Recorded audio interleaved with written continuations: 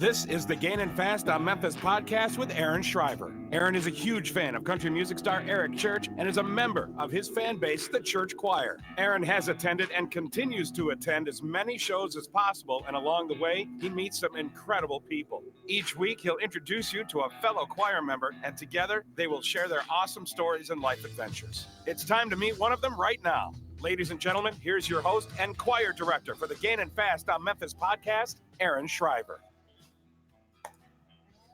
What's up, everybody? It's gonna be a fun night tonight. I almost fell earlier and busted myself in front of tonight's guests, which would have been funnier, which I didn't know they're on the camera, but my chair was missing some screws. So found that out tonight. That was good. So who's ready for tonight? I think we're going to laugh a lot. If you guys are in the chat and see it, okay, we got some people coming in. So I want to make sure we're good to go. I'm excited, though. First off, thanks again to all my sponsors, Arlo Revolution. You just saw a really cool clip that he does some good work. Check him out on YouTube. He has a lot of cool music videos I've been part of with him. And everybody on Patreon, check that out. There's some cool stuff. If you haven't seen this month's giveaway, I'm really excited for this one. We have Friday and Saturday from the Gorge posters, Jeremy Spillman's new book, which I've started to read, and it's phenomenal so far. I can't wait to dig further into it.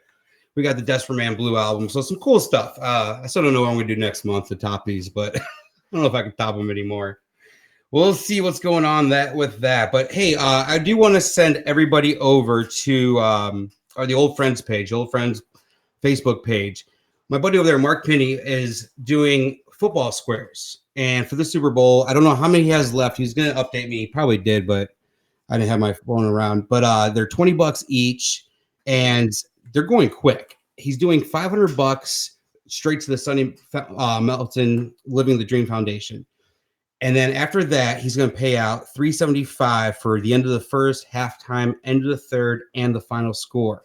So $375 each, $20 to get in. I think you could buy as many as you want, but I do know they're going fast. So I'll share the link with everybody in the chat later on or on this page for the Old Friends page if you're not part of it. But go check it out and get in on it. It's going to be fun. I bought one square, but we'll see. I'm excited. These things you never know what's going to happen when the 49ers and the Titans play, right? I know tonight's guests I know they're leaning for one of those teams to get into there. So without further ado, I think we should probably bring them on. I mean, are you guys ready? I don't know if people are ready for these guys yet. It's gonna be a wild one.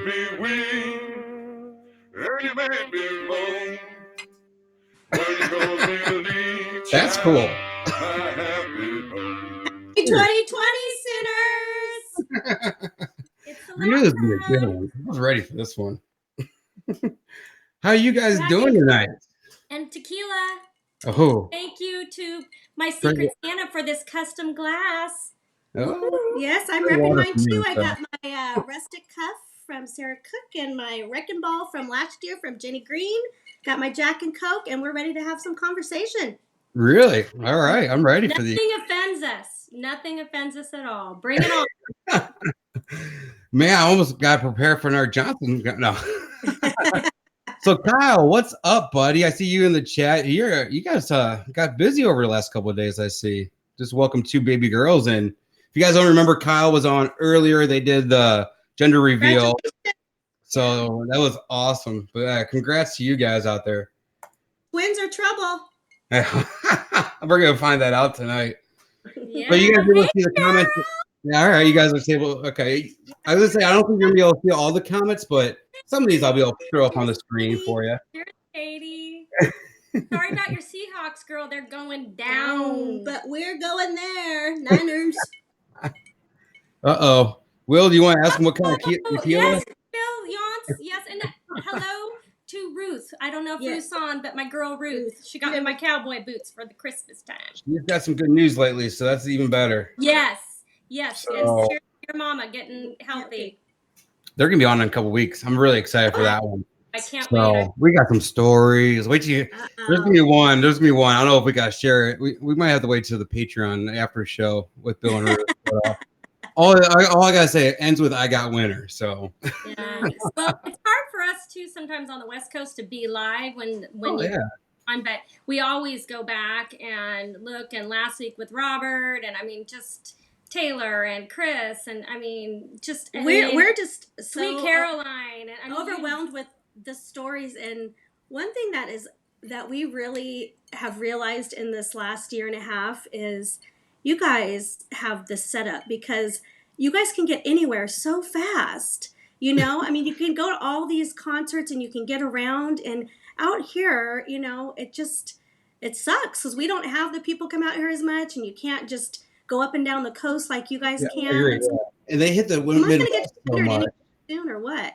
I mean, well, if you just want to move out here and just deal with the cold, I mean, it's up to you. I'm coming for her. I'm going to see my girl Brittany Marie, and we're coming to South Carolina for 3 weeks, and if I can get out, we're going. And Shelly and Kurt are going to find the spot, and then Fred and I are just going to, you know, just be squatters on their land. So we met Brittany in Nashville, and then went over to South Carolina and hung out with her in Jacoby. And I'm telling you, this group is just unbelievable. But I will say it just warms my heart with the wrapping up the tour in Sacramento and all. I mean, just I'm sure we'll get into it, but it's so awesome to hear people like Taylor and, hey, Brittany girl, I'm coming your way in a month. Just that they actually loved California, and they could see that we're not a bunch of assholes out here. We're actually it's a grind to get out here sometimes. So I think I've yet to be California. I want to go. My brother-in-law just went out to Los Angeles for 6 months, so maybe I'll have to crash his pad one time. Yeah, I mean the Bickfords and just people have come and traveled and to see, you know, in Sacramento wrapping it up, and then them say, wow, the West Coast crew they're real, they're legit, they like their country music, they love Eric, and now that they, you know, seen like the cost to get out here, hey, DP, my boy, there you are, Jay. Because I don't have to shovel sunshine on. I got away without shoveling so far. My snowblower and my shovel hasn't moved yet, so I'm all right. So we had a lot of wind and ice this past weekend, so I just got to stay in the house. Let the wife go out of town for a couple of days. I know. Jillian, happy birthday. She had fun. Yeah, I gave her a trip to. I had some points from my American Airlines. I was kind of like, you gotta use them or lose them. So I got her a round trip tickets to Memphis for $11. Oh my gosh, that's amazing. I'm like, I can't beat that. And she got hooked up with her cousin for the weekend, and got the kind of just do girls thing. So. I know she misses it. We used to live down in Mississippi for 4 or 5 years. It was a blast. Like I'd go back in a heartbeat. It's still, I mean, it's still Midwest, but the South. This is something about the South. When you get down there, like the Bible Belt, it's amazing. The hospitality, and you'd be driving down the street, people waving at you. Like around here, you driving down the street, people are giving you the finger. I mean, you think if Frazee was on somewhere, but it's crazy down there. I mean, I love it, but. So she got to go to Memphis for the weekend, which I'm kind of jealous. So nice, good. But let's get into you guys. I mean, let's start this off. I was digging through you guys' profile, so I found some fun pictures. Twinkies, where's my Katie girl? Where is KT? We can legit. We just gotta say this. We can legit be Yankee fans and Giants fans, and here's why: because we're old. We are the old. This is our 40th birthday. Our friends, we went out, and our friends put up on the jumbotron. She always hijacks. Hold on, I was saying. So honestly, I think we're some of the older ones in the group, but we went to high school with Dave Righetti, who was the pitcher for the Yankees, which is what. Hey, David Weber, double trouble, you bet. So we became Yankees fans because of. Dave Righetti, and then he moved back home to the Bay Area, and then he was a pitching coach at the Giants. So we can legit say we can be, but she's a crazy. I'm a crazy. Our dog was Jeter, and that was our dog's name. And I will tell you, it's always Jeter. Jeter won the ladies. We were talking about this earlier. All year long, we text Katie about sports. So it's either the Yankees. Last night was LSU. It's football, and what a gift this group has brought us. The fact that we're just, we'd never even met her yet in Texas, and we're just going to town over sports. So I love that. But bonus question to you, Aaron. Who's who in this picture? Who's in the gray? Who's in this pinstripes? Ooh. God, it's rough. I'm going to tell you, there's some pictures I was looking. I want to say you guys are swapped in that picture from where you guys are right now. Nope. No, really? Here's a sad. I'm just drinking my tequila. Well, but I don't know. I am looking at TV I'm screen. the gray. I'm in the gray, and Shelly and Michelle is in the pinstripes. But both of those are my jerseys. They're not her jerseys. I guess apparently I'm in the pinstripe. Yes, Shelly's in the pinstripe. So there you go. Patty says she wishes she's 40 again. You're always 40, Patty. No. That was a long time ago, Patty. Oh, no. That's old. We're mid-50s. We are ancient for this. Yeah, we're not talking ages here. We're good. But you know what? We're still fun. And thank you to Nikki Ball for naming us the Twinkies. Yes. There have been 53 years never called the Twinkies. And that's our chosen name. We love that name. Well, see, I thought I saw that name somewhere in here. It's Nikki. Nikki, our fireball queen. Our fireball queen. Nikki. Oh my God. Happy anniversary, girl. You got 13 years for you, sister. Tammy Cahill, the Twinkies. Thank you for my ornament. And your cup's going in the mail that you won last month. I forgot to mail it out. Oh my God. I had some coffee mugs came in, which I actually might have another one to give away this month. So like on my Patreon page, I'll just randomly pull some stuff and pick a name. And Tammy actually won a coffee mug. Nice. Santa this year, Sarah, she got me 2 black mugs. And it was funny because when I went to order the white mugs, or when I went to order my coffee mugs, I wanted black, but I couldn't find them on Vistaprint or wherever I got those ones done. So then, like, my Secret Santa sends me a black one. I was like, oh, yes, get rid of the white one. So, my God. Get rid of the white one now. Well, that's she is a badass. But oh, yeah. She's one of the most generous, crazy ass giving tell your people. Story really quick? Oh my God. When we get into this, we can talk about Bus 2 for those of us that were on Bus 2 out of Houston when we all really got down and got to know each other. That was crazy. I might have some pictures, some Bus 2 pictures. I think I was right. Please. I was not there. It's 100% her in every single Bus 2 picture. There's a lot of video of her. Everything that you heard about Bus 2 was correct and then some, and I could have been leading the charge. So you guys weren't as innocent as you look at in this picture here. Oh my God. I love this picture. Like I said, I dig for pictures on people whenever I have them on the show. And I saw this picture. I'm like, I gotta show this photo. Just give them to you. So if you guys are listening on the streaming, if anybody out there is listening on like our streaming or downloads, make sure you go back and watch on YouTube or even on Facebook and see all the photos that we're sharing. So there will be a photo of album eventually up, but just fun photo. So just a quick story because we are the twins. So this is me, Missy, in the wedding dress, and my husband Fred, and we all 4 of us met at Chico State, where Aaron Rodgers, the town of Chico, where Aaron, the Green Bay, he's coming to Cali, is from. We're gonna kick his ass. She acts like we're friends with him. No, we're not. But he went to our town. So anyway, Fred and Kurt grew up together, and their families were friends, and they were friends since like 2nd grade. Mm-hmm. And Fred and I started dating in college about our sophomore year. Shelly and Kurt did not like each other, and they started. And they started dating their senior year. Deleon's my favorite tequila, and she's telling a story. And then we ended up getting married 2 weeks apart. Shelly and Kurt got married first. We got married second, and then we took our honeymoons together. That's awesome. Crazy. Where'd you go on honeymoon? That we went to Sandals, and we had them all stymied because the twins and their guys. So anyway, so just fun fact that the guys grew up together too, and we did our honeymoons together. So it was awesome, and we'll be celebrating 27 years this year. Congrats. Mm-hmm. Awesome. Very proud of that. Oh, I would be too. I would be too. Definitely, if you get over 15. Joanna. That girl. If you get over 15, I think that's always a good accomplishment. So I'm happy with that. Like we should be her little sisters or something. Her younger, or her older sisters or something. We met her, DP, Jason, and Kristen and I in Sacramento. She was down in the pit, and she came over and she said to me, "You're one of the twins from California." I'm like, "Yeah, sing some goddamn Stevie Nicks." Yeah, we want her to see Stevie. Laura Riley, I don't know if you're on this, and oh my gosh, Rosie.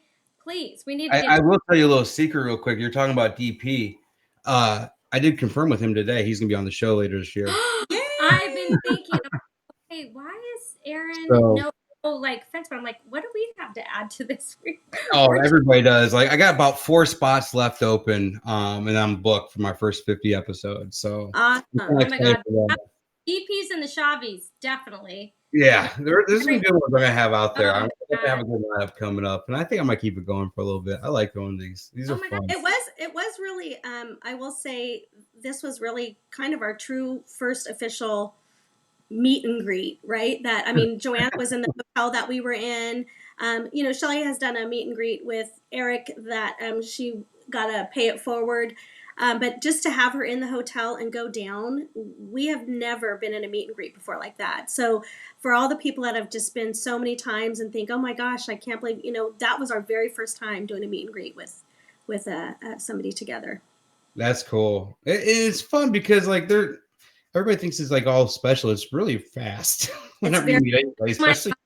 It was so quick and oh my there God. It is. Okay, so I'm the crier of yes, the two. She is. So for those who know us, I am the crier. This was the best. Honestly, this was amazing. Can I tell you this story behind here? So we had met the Chavezes. Of course, who could not love the Chavezes? And it was our 25th wedding anniversary, and we were in Paso Robles at the state fair.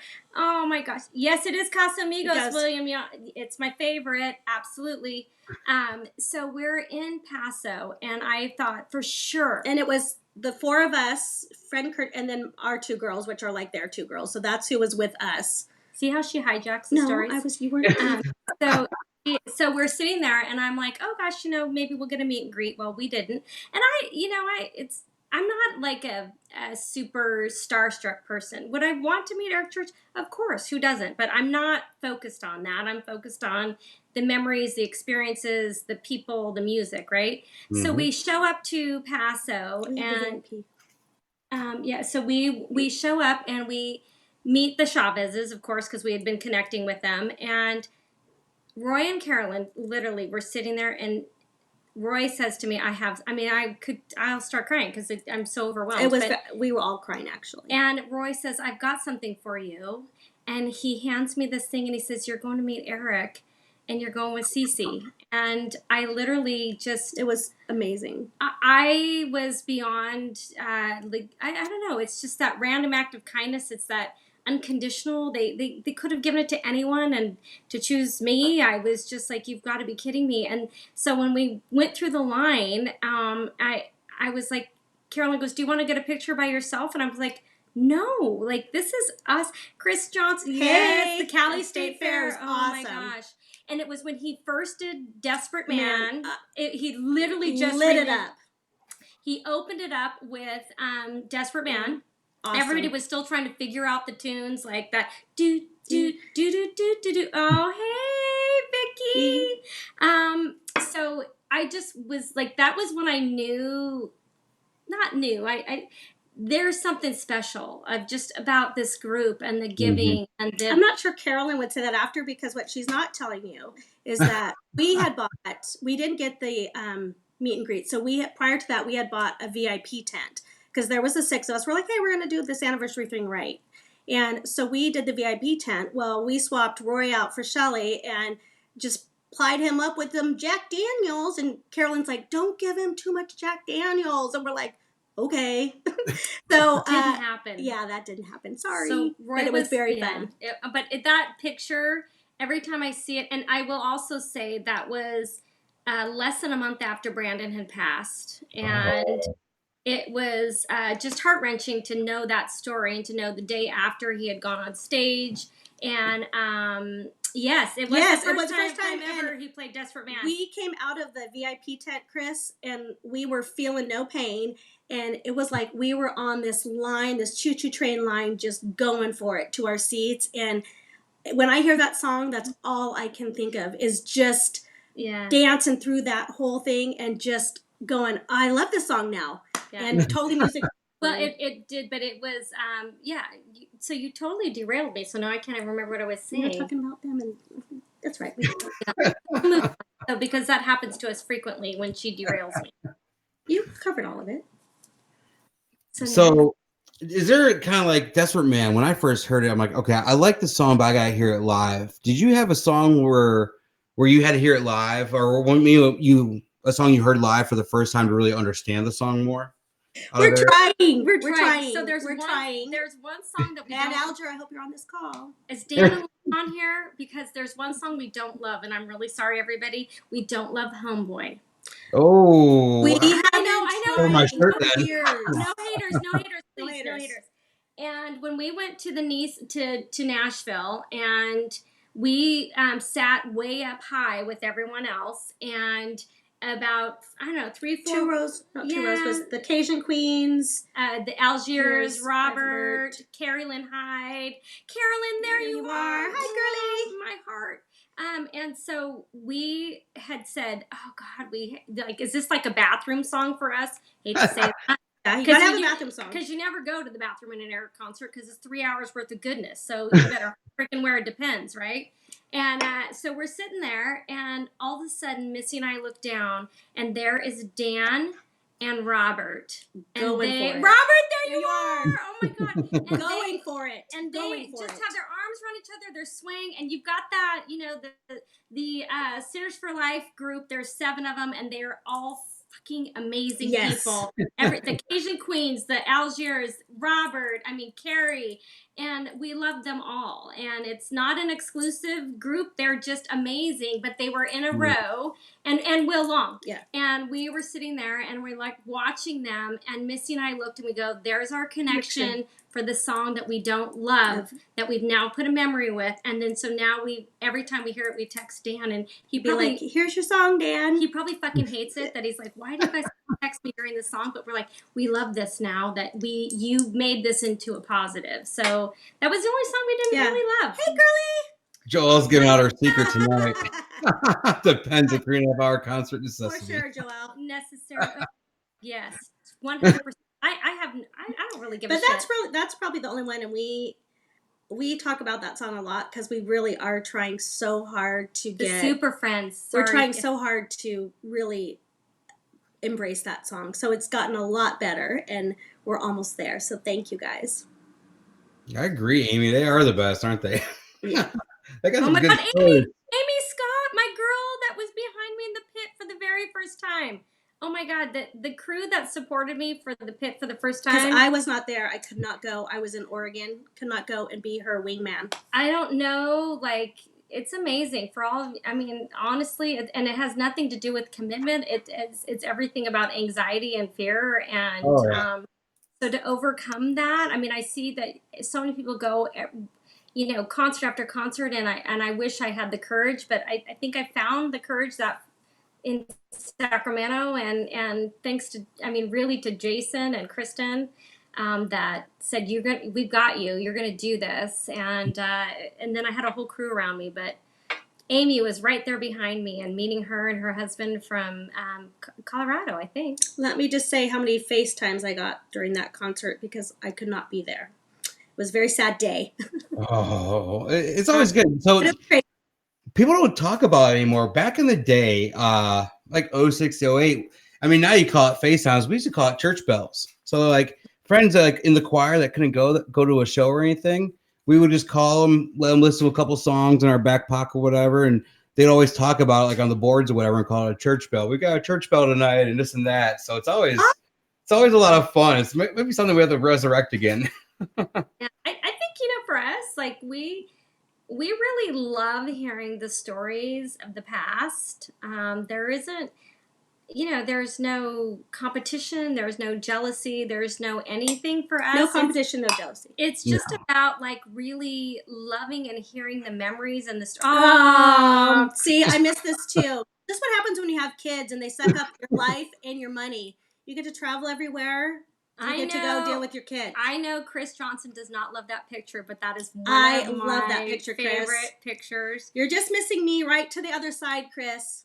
You could be in a twin sandwich.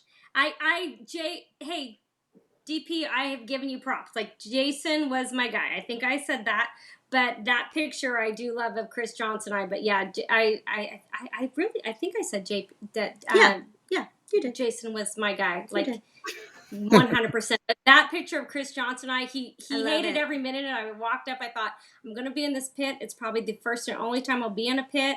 And I'm going to get a picture with everyone around me. I need to still go in the pit, and I still need a meet and greet. So she's got 2 more in her. No. And I do, Jason, DP, and I have a standing agreement that's the Chavez's paid it forward to me, and 100%. If and when I get a meet and greet, I'm taking JP. So anyone, and I know this. So anyone that has not wants to take a +1, Jason, he needs a meet and greet. Come on now, he made the man a guitar. Yeah, I'm excited, man. I'm excited to have him on, talk with him and whatnot. Chris, that is a great picture of you. I love it. Oh, that's a good picture of Johnson. It was Double Down this year, right? The picture. That was Sacramento. Okay. For the end of the tour. Sacramento first night. And that's a smile I see too, a big smile. Yeah. So that was Sacramento first night. We had been in line all day, and we were on one side of the stage, and they were on it, and Chris was on another. But I was like, we had just talked to Joanna, and I was like, I'm going to get a picture with this man that does not want pictures, but it doesn't matter.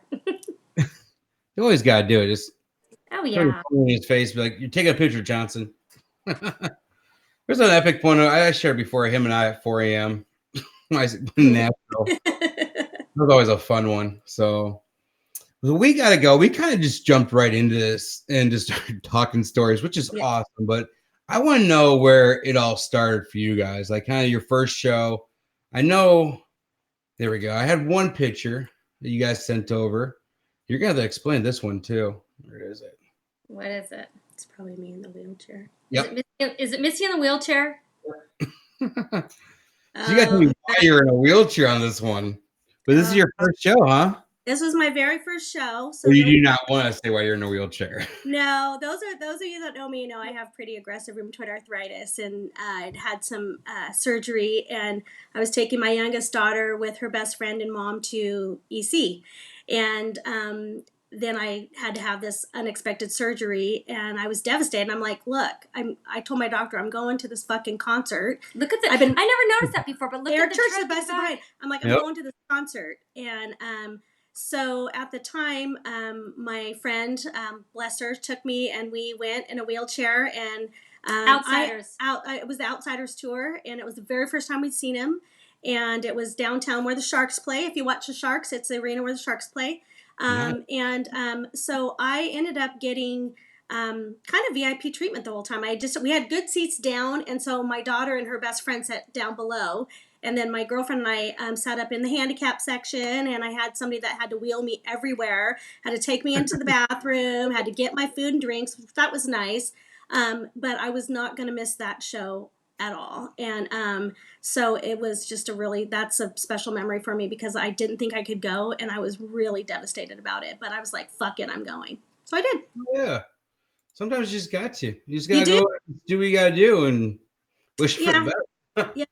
So if you could see my feet below, it'd be really scary, but you can't, thank God. So this was San Jose then, where you guys went and saw him, huh?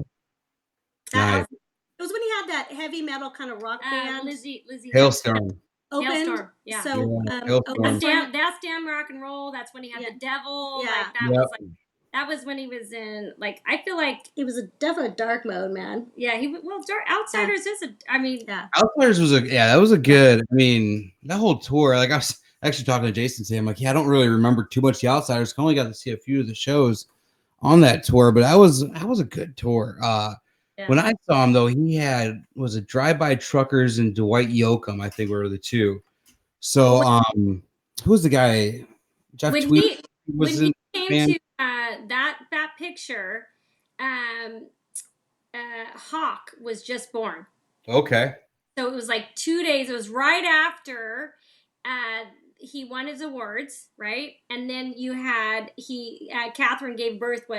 She had given birth I was 2-3 days. On a lot of pain medicine. 2-3 days. And he was like, oh my God, Catherine just had a baby. I'm here at the concert. It was right around in there. It was kind of a crazy time for him, but it was when he was kind of trying to make that, that real big push to F you to the establishment. I'm not going to follow Sinners and Carolina and Chief. I'm gonna go. Oh my gosh, Melissa McMillan. Hello. So I think it was kind of a life-changing time for him. Yeah, I mean, it was honestly, we went to that and I thought, if I could do this concert where I can't get around, I'm just struggling here. And I was just blown away, and she was blown away. And ever since then, we have been just hooked.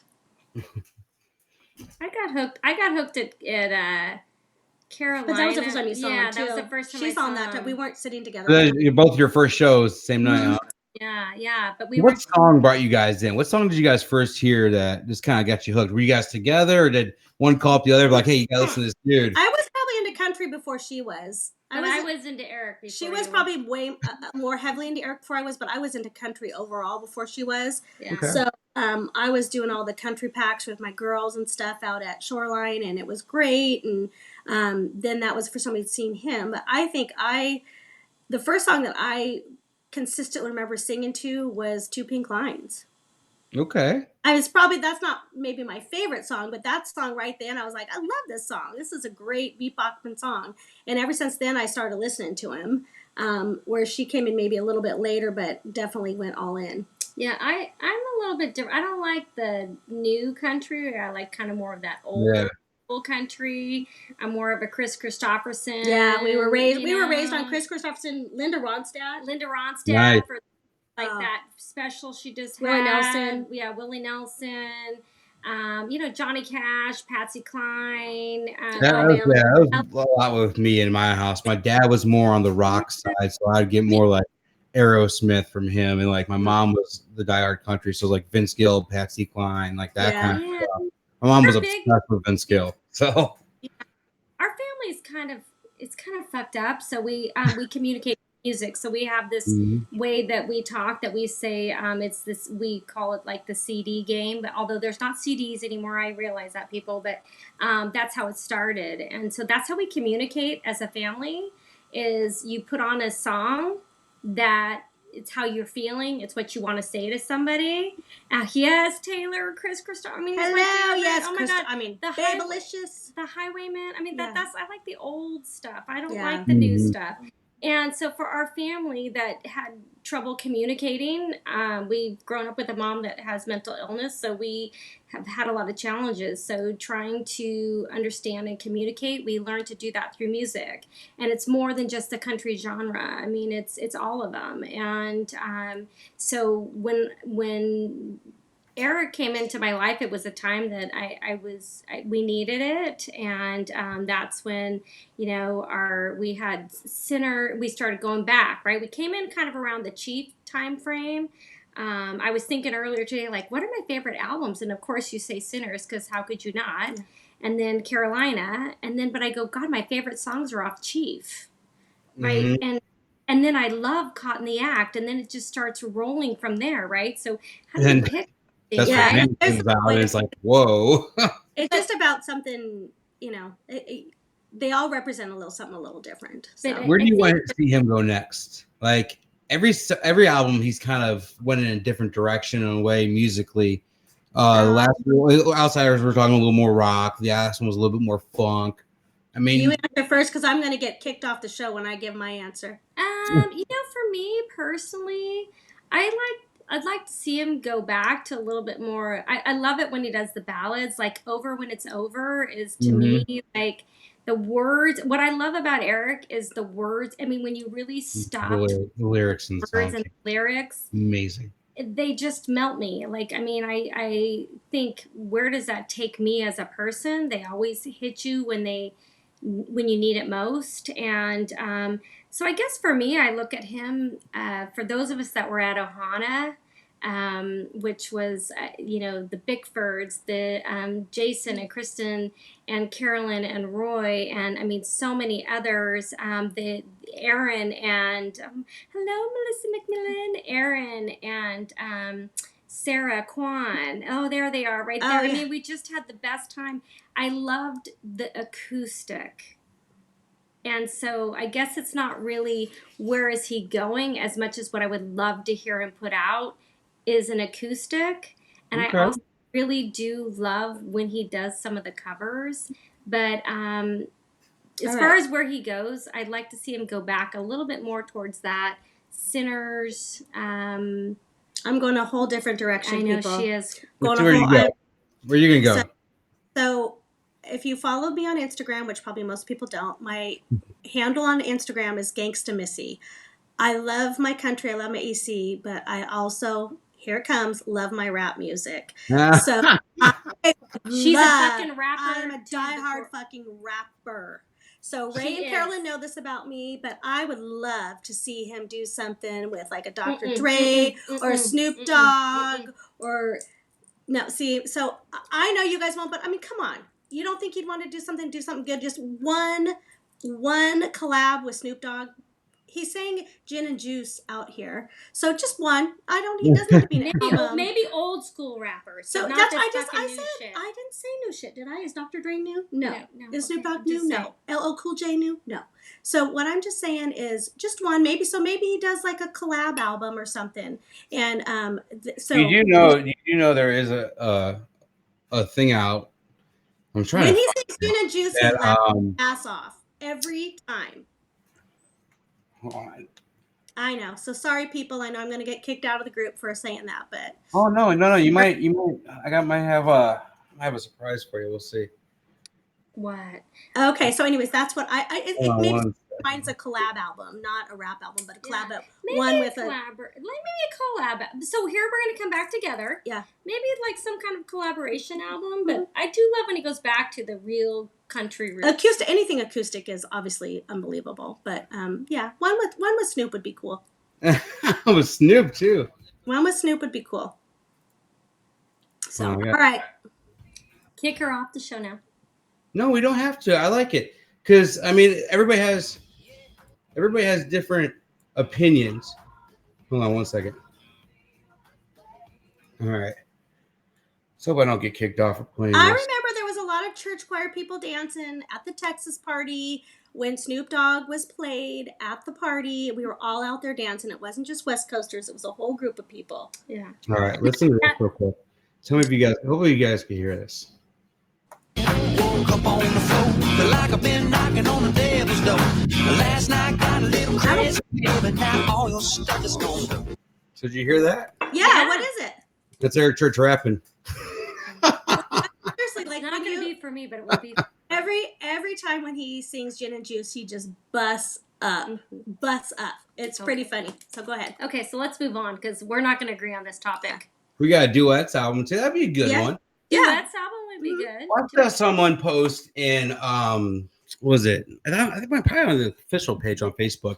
What would an Eric Church gospel album sound like? And I'm not going to say I want an entire Eric Church gospel album, but I would love to see like, this is going to be funny, but I would love to see like a Cracker Barrel like compilation album with like one Eric Church gospel song on it, even if it's just like him doing a very stripped down version of Hallelujah, just him and just like a stairwell somewhere with him and a guitar with tons of echo or something that would be really cool. Yeah, but I would like to hear like more of a gospel sounding song from him. There was way back in the day, a lot of people out there might probably have heard it, but there was a song that was floating around where he had like a church choir singing around in the background with him, kind of like what he did on Holding My Own tour. Yeah, and it was just really cool. So I've always thought maybe like at least one or two maybe gospel type songs. Even if they're like just old school songs that kind of are already out there or whatever, would be kind of cool to hear. So, okay, well, don't laugh, but my first initial reaction was going to be this, but I knew that I would probably get booed off the stage. I freaking love to hear him do like a holiday, not an album. When you say, when you say to me, where's his next album going? That's different to what would I like to have him do. I freaking want to like have him sing some goddamn Christmas carols. I would want that playing during because I want to listen to 12 months a year. So, and I do, but I want to hear some Christmas songs too. But that did come to my mind, but I didn't want to say that. But last tequila, it's the tequila's kicking in. Tequila, William, the tequila. Yeah, that was good. All right. That means the post show is going to be really good. Get us back on track. Yeah, because we're off and we're not having that. We need to be off track. No.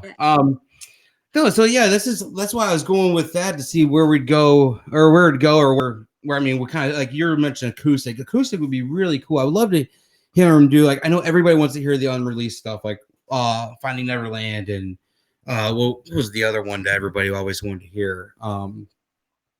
He did one of the fan club.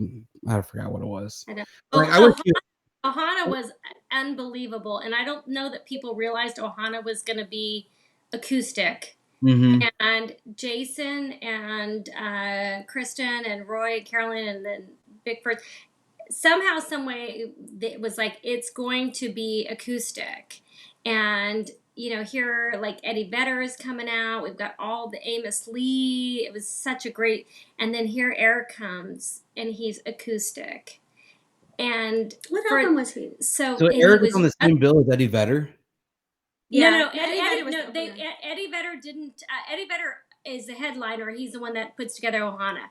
For those of you that have never been to California, come out because it's on the beach, ocean right there. And here is Eddie Vedder has the festival, but Eric did it, so they didn't play on the same stage. So forgive me if I made it seem as though they did. No, I was like, that was awesome. I was at college drop off, so yet again another one I missed. So if you all come out, I'll go with you to that one. But he comes out, and it's right. It was September 28th, and we had been in Paso at the State Fair in July.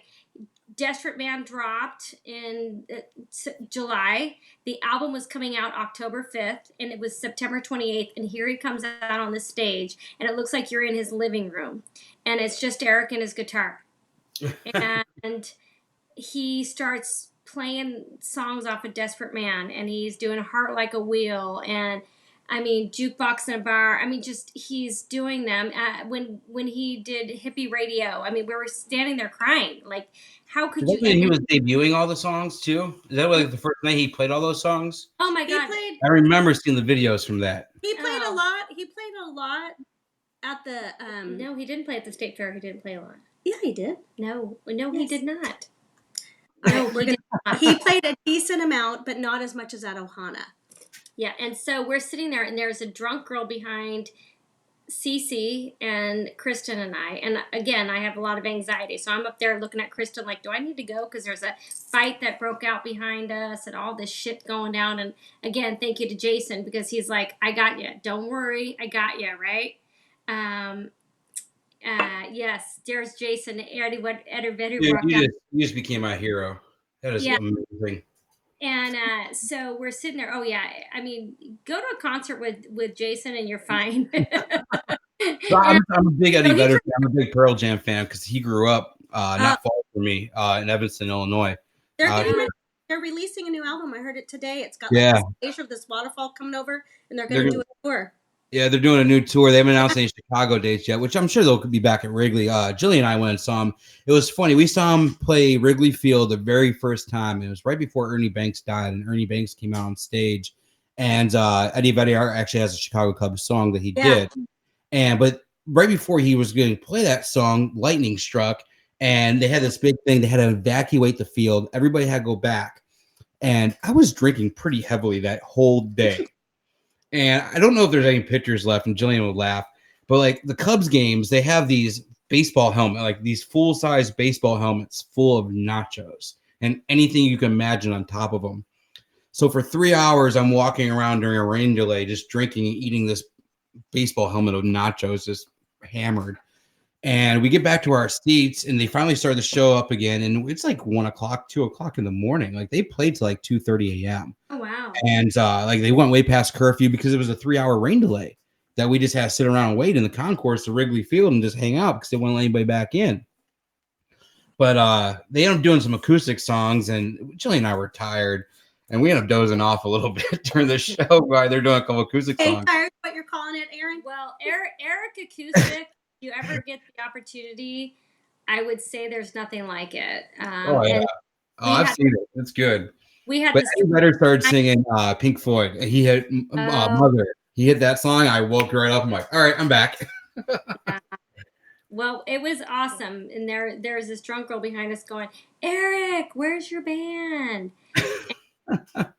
Cece and I are like, enough. Like, stop. Like, the band's coming. You don't even realize as a fan the gift that this is to have Eric on a stage, acoustic.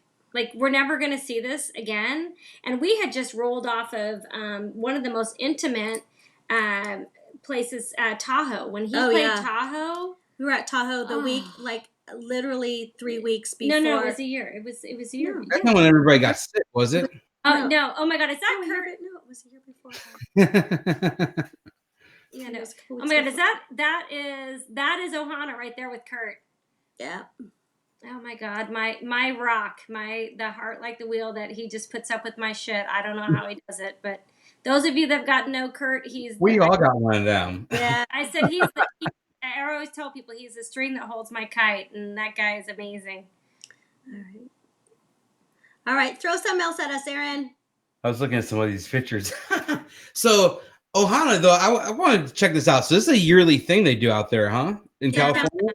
September. It's the end of September. It's right on the beach. It's spectacular. He did play at I don't know why we didn't go. He did play at Bottle Rock. So Bottle Rock is the one that's always Memorial Day. Okay. And Eric Church played there one of the very first weekends of Bottle Rock. It had been a long time ago, girl. It was when Bottle Rock first started. It was not recent. Yes, it was. No. I'm older by 10 minutes. She's not listening. It's probably 8 years ago. 8 years ago is not recent. No, when Bottle Rock first opened. So Bottle Rock is the one in Napa, and it's similar look to the Ohana one. But that's if he ever plays at that one too. That's an amazing. He's not going to, but he's going to play at Santa Rosa.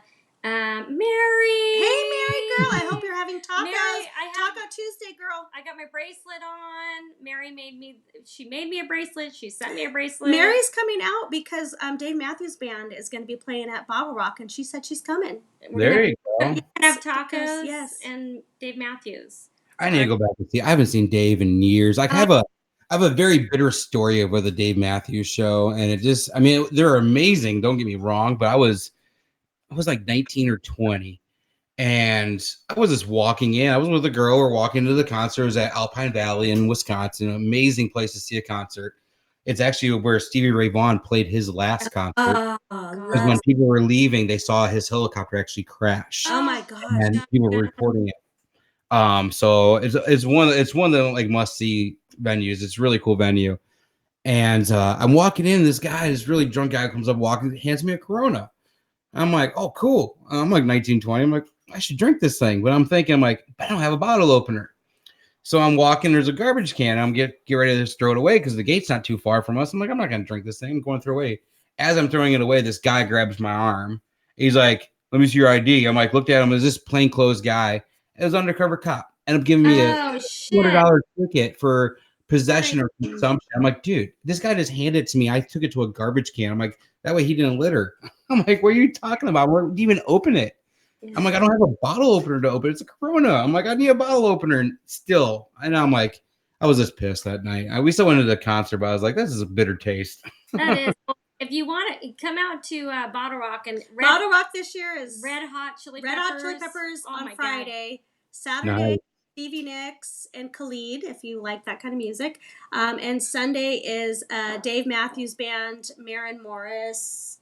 I don't know. A couple other people. I'm not sure I'm going to go because I've been freaking spoiled. And if somebody's not going to play for me for goddamn 3 hours, that's I'm the not problem. interested. That's Right? the problem. We took the boys. Where did we go? We just went to a concert, and they're like, "This sucks." They only played for like an hour and a half. We were just sitting here before the podcast saying like, what was like, as a family that grew up going to concerts for those that are local, Day on the Greens that had.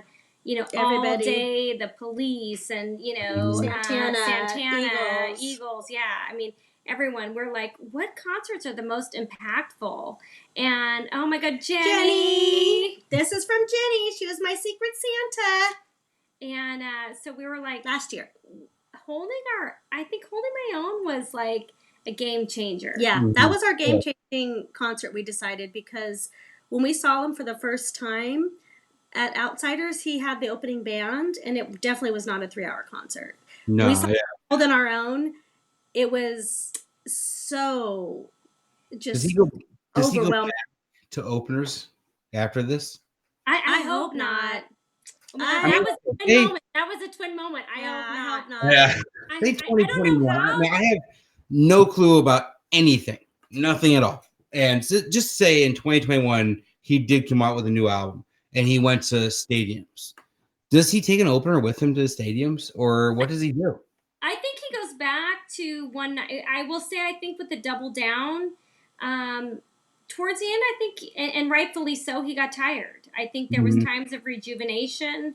There were times of probably special moments for when he played. There was something about Los Angeles that was really special, and he brought it.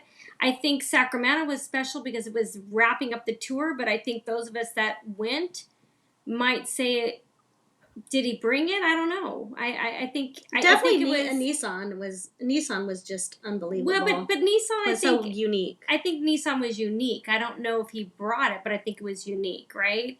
So I think when you go back to Holding My Own, that was the first of its kind, right? That's when he made his mark. It was 3 hours, no opening, just coming out, and I don't know that he was pushing himself so hard.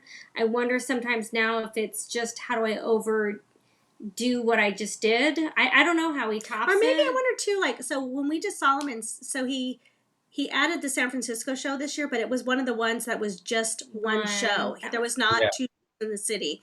So I feel like he was rejuvenated. He was really rejuvenated for that September one. I don't know if it was just because it was one night, but he was just on fire the whole night. Yes, and it was like a brand new venue. People hadn't been in there yet. West Coast people were supportive. It was packed. First country in the arena. Fourth show in the arena. And we had fourth event. When we went, we put together like the San Francisco kind of a church choir group, and we probably had, like, what do you think, 20 people that came to that? There was a Giants game the same day, and it was like Giants and Dodgers, and Bruce Bochy they were doing his retirement thing that day, and it was the middle of the day, and we all met at this really cool bar, and there was probably at least 20 people, which for us out here, that's a lot of people and wasn't a lot of people that came from, I think, just the from Seattle, right? Seattle, and we had different. It was mostly West Colorado, Coast, but Colorado. But it was a great show, and it was just the one night. So I think that was pretty. He was really on it that night too. I think back to back was maybe a lot, right? The first night in the LA we loved. The second night we liked, but we loved the first night. Yeah, I think it's hard. I mean, we'll see. I don't know where we got derailed on this conversation, but we did. Clearly, the Twins were insane. Well, I was thinking, like, if he tours next year, one of the things I would love to see him do in 2021, which I've known he's done in the past, he did once. He did it back-to-back nights way back when, but he did Chief front to back. 2021 is the 10-year anniversary of Chief. Oh. So if he does tour, I would love to see him sing like the album from track 1 to the last track. I totally agree with that. That would be. I mean, I was thinking earlier. I'm like, God, my favorite songs are off of Chief, but I love Bears in Carolina. So for my Cajun Queens, Keep On and Over When It's Over. Like, I love those songs. So I think, wow, when you can hear somebody sing something start to finish, and that means a lot, because when you're sitting listening to an album, you're riding that roller coaster of emotions, right? So each song is going to bring you into a different space, a different level. And so you want to have that moment where you ride that with the artist. Yeah. And so when you can put on that album or that whatever, right? You drop that needle and you put it in the vein and you let it go. And I think to hear it from start to finish would be amazing. So when you talk about, I think, what would he do next, just to, how could he come out on stage and sing certain albums start to finish would be unbelievable, right? I think what you'll probably get this year is people that are going to go to the festivals and not really know him, and then all of a sudden be all about him. Oh, yeah. When you're a diehard, like, festivals are rough because it's just it's just a different. I like festivals, but I wouldn't.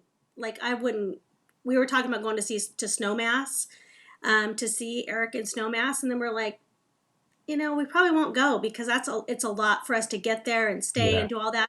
and we're going to be bummed because it's going to be an hour and a half or an hour, you know. And that's So how I feel about the I'm stadium. glad when he gets back on the tour piece of it. We've been spoiled. I mean, as Eric Church fans, I mean, Kurt and I are big concert goers, right? So we have a little we have a little dive bar that we just saw, TC3. Ah, there you go. That's a awesome pick. So we just went and saw TC3 and Josephine's, and it's super small. And then that's what we saw Ashley McBride. Ashley McBride we've seen awesome. with Luke, but you know, you go there and all of a sudden you're going, I'm going to see these people for an hour, and was right before Eric in November. Kurt and I went and saw Luke. Luke was the headliner, and oh my gosh, you know, it was Waylon and oh my god, I can't even think right now because the tequila is kicking in. But we saw four artists in the span of what Eric would play. And Luke was tired, and I love Luke Combs, but he was tired. He wasn't given the energy. There we go. Oh, that's and that's at the State Fair. State Fair.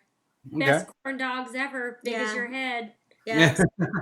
we are raising another generation of Eric Church fans. So we have the kids that the four of us raised. So the girls are both all about EC now and Jack Daniels. And the Michaela, the older one in the hat, was with us when we were in Nashville. Maddie, the Jack Daniels, is Carolyn Chavez's mini-me. Her and Carolyn are twins, but that's Kurt's. She's the Whiskey Trail.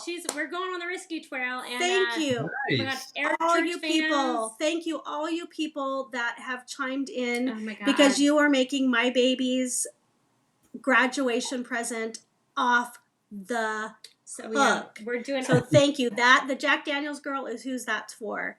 Nice. So thank you. That's gonna be fun. That's gonna be fun. Yeah. So what did you say this place was known for? This fair or whatever? This is the Mid-State Fair. Corn dogs. Corn dog. Did you find the corn dog picture? The of pig Kurt? races.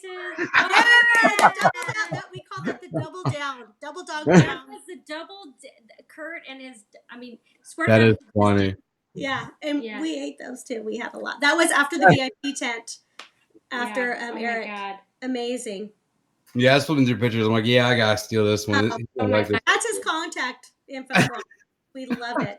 That was after a lot of Jack Daniels at the Mid-State Fair. So for those of you that don't know Kurt, that's the string to my kite. He's like the quiet storm. He's super quiet, but then when you know him, you're like, why the fuck do I not talk to him? I talk to Kurt. Yeah, exactly. That's funny. So I had this picture up. We got to talk about this picture. This is this year's at Nissan. Good seats, I got to tell you.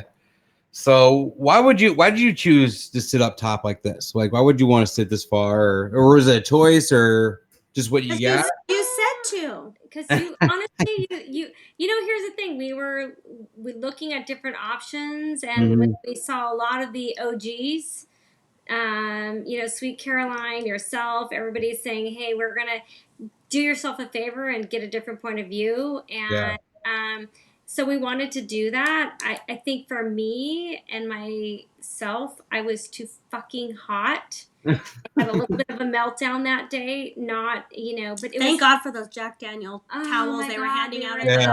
We were in the tailgate section. I was hot. It was so hot that day. And it was hot. I was just like, but I loved, I will say, sitting up top like that and walking him. Like it was dark. He comes out and seeing the emotion, I think.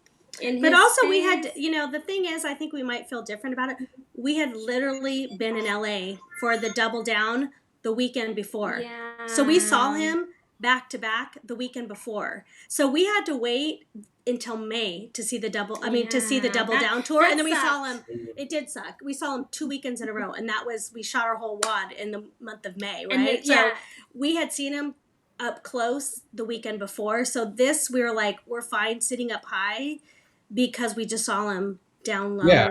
It was like I know a lot of people in the chat saying because I said so or whatnot, but it's a different point of view. And I knew for one, you had to do exactly what the entire, like what Taylor and Johnson all them do. You had to get there the day before and camp out and it was going to be a camp out. It's going to be hot. It's going to be nasty.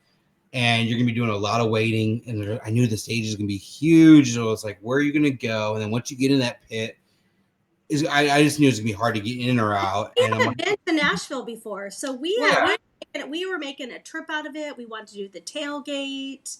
So for us, we're like, we just got to get regular seats. And if we hadn't seen them the weekend before, I think it would have been a totally different story. Yeah, and I loved being there. Robert, I'm glad you're the only one that encountered that. Yeah, I loved seeing the reaction. I love seeing the reaction. I love seeing the reaction from him when he came out and saw just that it was a sold out stadium. Yeah. I just think whether it was his best concert or his worst concert, it doesn't really matter. I think it was the moment in time for many of us to see him achieve a goal and a dream and be there to witness it. So at that point, I didn't care how many songs he sang and how long he sang. I sat there and thought, wow, as an artist, he's sitting somewhat in his, yes, that did pay for it. You guys got to see him, but he made it worth their while for sure. Yeah, and I think he knows and loves his fans, and I think that's. Someone tipped him off that night during sound check or whatever and said, "Hey, you got a group of people out here," and he's like, "Well, I'm going to bring him a present. We're going to go say hi."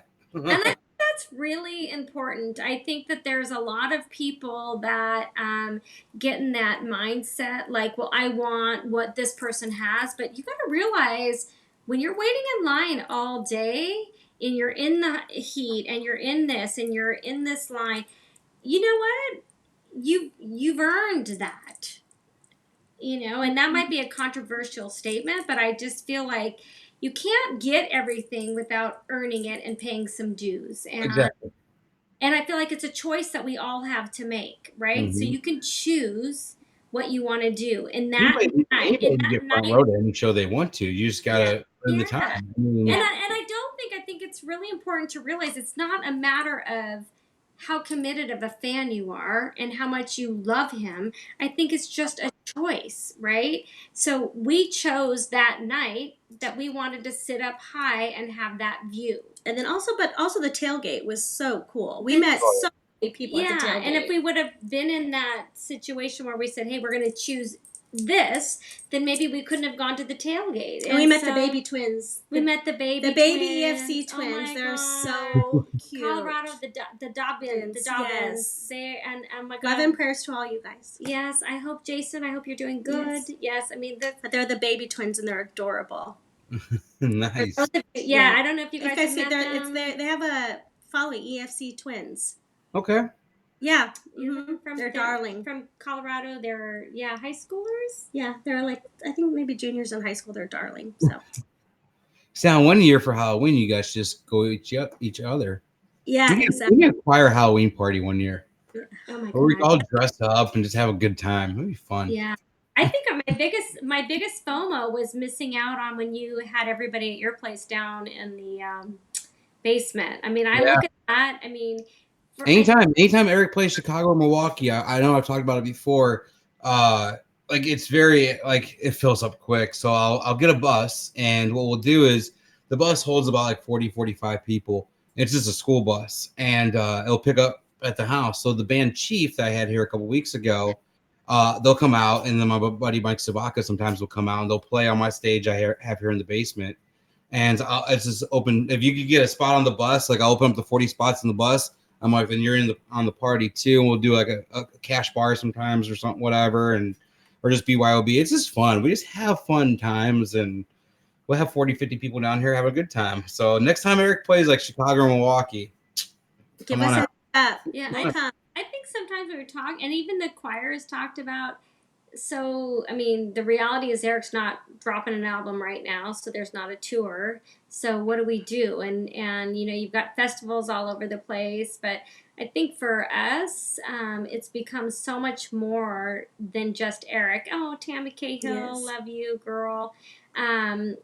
it's more than just Eric now. You know, I think when he brought us together, and I think we'll always want to see him. We'll always want to support what he's doing and where he's going, and the fact that he loves his fans. And whether you have sat out all night in the pouring rain or the heat, or whether you're up at the top of the stadium, he's going to give you all he's got. I think for us, it's just, now we weave in the family piece of it. And when we go somewhere, there's, so many things that you want to do and see and make room for those people that have now become your family, right? We're waiting for the Penningtons to drive their rig out to California. Wanda and Dave have been promising us. The general has been promising us since Texas that they were going to drive their motorhome out here. So we're. Well, you gotta get like a really good Cadillac pre-show out there, and then they'll.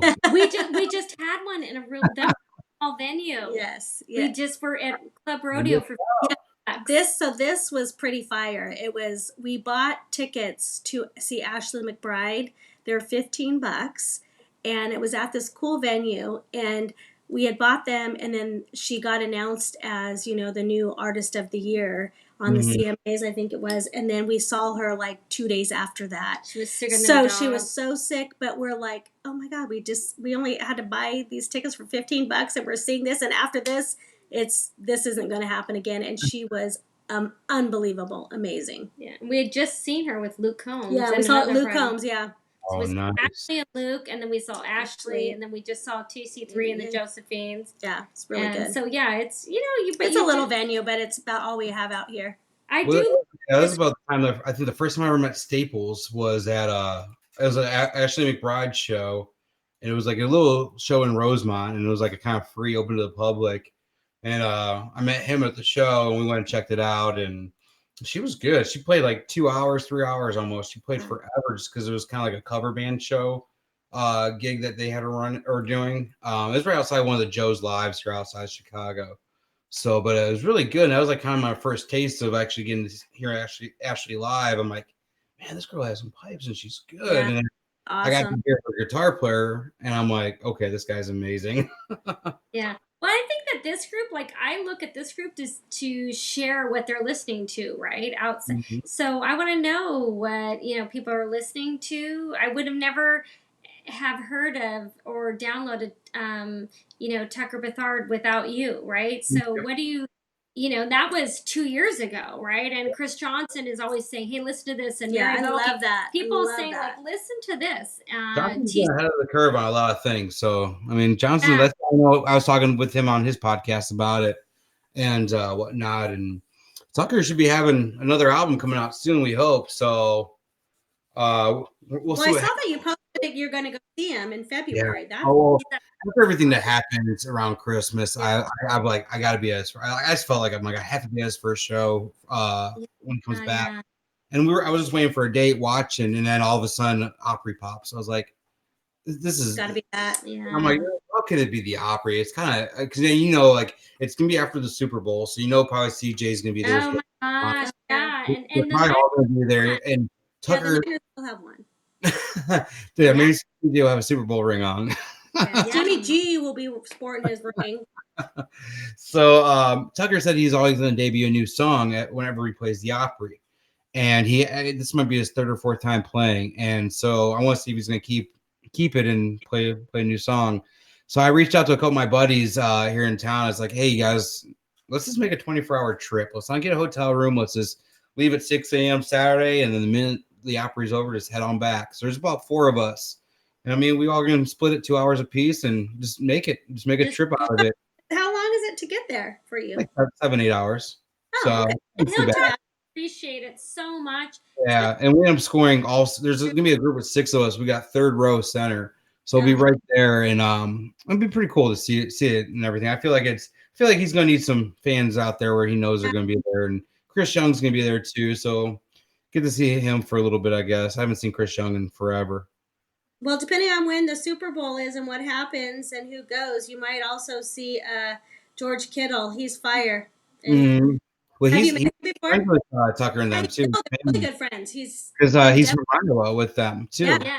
Iowa with my Hawkeyes Tribe girls, Lisa and yeah, Tammy. yes. No, he's amazing, but he's been in the news a lot about it. But yeah, maybe he'll. So it's cool, and it was cool to see. I mean, his fans. We just get closing up this memorial fund. I think we're right around or close to like around $1,000 where I think that we raised that we're gonna actually give in Clay's name. Nice. So pretty excited about that, and we had a bunch of shirts made up too, and just it's devastating news, something like that, especially like it happened 4 days before Christmas, and well, and I think it's just how you. I mean, if you think about how this group came to be, it was through a tragic event nobody wants to even try to visualize or understand. But how do you make good of it, right? And we were raised in a household that you see good. It's not fake. It's oh my gosh, that that is one of my favorite pictures. That picture, the group picture from.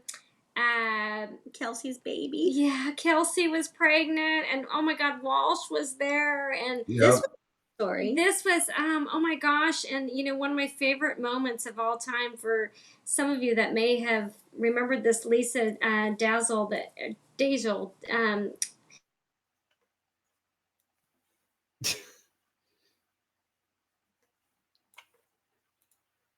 you guys there? Yeah, no, we're here. Somebody's trying to call. We must be famous or something. So, for those of you that may or may not have known this story, Tammy's BFF Lisa, that's right in the middle of the picture, she was coming out with Tammy to make sure she wasn't like hijacked and killed by all these crazy freaks from Eric Church, because Tammy's like, I'm going, right? Well, in the midst of all this story is the fact that she is reuniting with a brother she's never met. And so all these EC people are standing in the lobby looking out for her to make sure that, it was okay. And I look at that and I think, wow, I was like an impactful moment one of my most impactful moments had nothing to do with Eric. It had to do with the fact that I witnessed somebody reuniting or getting to meet for the first time in their life that they didn't even know they existed before Texas. Right? And so to find out that she's got a brother she didn't even know she had, and that they meet in Texas, and we're all standing there witnessing it, at the same time willing to just run out there and protect her ass. It's like, this is family. This is beyond music. This is melodies and memories and people. So that when I look at that picture and I look and see all the people in it, it's just... And what was crazy about this... So I was not going to the Texas reunion. There's Nikki. That was me straight off the plane. So I was not going. I was going to be going to Oregon the next week for a mom's weekend and just couldn't make it work. And so I had been out on a Friday night. We were on a fucking bender. We had been drinking Fireball. I'll just start with that. I had been drinking Fireball. She cannot have more than six shots. Six is, I've learned 6 is my limit. 9 is too much. Anyways, so I had been out with friends. I came over here on a Friday night. Shelly was nervous about going, but excited about going. Kurt was going. This was going to be the first big thing, and I was not going. I just couldn't make it work. Well, after drinking, things happen, and her and Fred were sneaking around the house and ended up booking me a flight, reaching out to Scott, reaching out to Beth, trying to make something happen, and then ended up surprising me at like 11:30 at night on a Friday and saying, getting on a plane tomorrow. You're getting on a plane tomorrow. Pulling a red eye. Get your shit together. Yeah. Get over your hangover, and all you have to do is make sure you get a concert ticket. We got you a seat on the bus. So I flew in by myself. I took a cab with another church choir person that we just kind of started randomly talking, because you flew in kind of pretty far from where we were at in Katy. And I showed up at the bar at Moe's at probably 10:30 at night, so everybody was well in their cups. And I walked in, and all she kept doing was texting me, going, "Oh my God, everybody can't believe that you're not here." And I'm like, "I'm coming, I'm coming, I'm coming." So I literally flew in for 24 hours. I went to Moe's, walked. I could not wait to meet Nikki because we'd just been going back and forth with Nikki for months, and met everybody. And then I flew out the day you guys all got on your buses to Austin. So that's how I know I'm not in any of those. Oh, there's our Katie girl. LSU girl, and Yankees, really. But so anyway, so that was just awesome because I was not planning on going. And Shelly's like, "I don't know if I want to do this without you. You have to come." And so it ended up being a huge surprise. And I just came in for one show and then bounced. And that grass, for everybody that was in Texas, the red woodlands was sitting on the grass with everybody, just meeting everybody. And we were just saying, like, when we first showed up, like, you know, you don't know what you're going to get, right? And all of us had been really brought together by this. Oh, Carrie Lynn. Hi, girly. So, you know, we were brought together by such tragedy. And then some of our closest friends have come out of this. And it's not an authentic friendship, right? It's real. They're great. We have so many. Mike Ray, yes, it was great in Texas. And just, you know, you get there and you start going, wow, these people are for real. And people are like, are you in a cult? Right? And I'm like, no, this is like family now, right? And now you'd be willing to do Vicky, hey Vicky girl, Aaron and Kurt. Hey. Yeah. These were all before I got there. And you know, you can tell I'm in a jean jacket when I finally It's interesting because, like, I look and think, like, you know, several of you had commented a week ago, I picked up Sharon and Chris Graham's son from the airport. And here I'm thinking, that is amazing. It was so awesome. She is so amazing. This is a young man. He's 18. He's enlisted. I mean, I come from 3 generations of military. Mary. Right? And I'm thinking any church choir family would do this, you know. We didn't want him to be by himself. We were in the city. You know, you look and you go, we met these people 4 or 5, how many years ago, right? And now we're closer than we've ever been. And I think that there's most people that I look around and see who's had life happen to them, who's had somebody pass, who's had an illness, who's recognized something, who's had joy, who's had a baby, who's had, I mean, Kelsey, I mean, she was pregnant. She was hanging out with us at the top because she was pregnant. She was, and now our baby is, gosh, she's not even a baby anymore. I mean, who's just, when you look at that, you go, wow, this is life happening to people. And here is this amazing man that's brought us together. And my hope is that really Eric sees what he's done, right? And we are, Joelle. Yes, totally, Joelle. I think he definitely knows. I mean, it's just going out in the crowd like he did and Double Down. I think that was him actually going out and kind of seeing for himself what's going on, and he got to see firsthand and kind of like how things connected. And I love that he did that every night. He would go out in the crowd. I mean, honestly, if you think about it, what other artist plays for the amount of time he plays, gives himself to his fans give themselves to him, and really the establishment can go fuck themselves, because if they can't recognize what this man has done, then you know it's kind of not really worth their time. And I hope that he really just feels from us, and I think he does, what we're willing to do for him. And I think that most of us, I think church shoots himself in the foot sometimes too on that. And he does. Especially like CMA Fest last year, how he releases or sends his band home an hour before a TV or a soon-to-be televised show that they have to tape for TV. And he sends his band home, and he goes out there and sings 12 songs or 11 songs, 30 seconds of each or whatever, or a couple minutes of each song. But that half hour worth of song for people that had never seen him, and I was texting with people that were there, were like, we see why you love him, because here he came out and basically said, I'm going to do a melody of all my songs. And Missy and I were saying earlier, like, I love, one of the albums I'd love to see him do is covers, right? I mean, if you hear him sing Bob Singer, turn the page. Oh yeah, it's awesome. I mean, if you don't cry over that, I don't know what to tell you, right? And I love how he did that.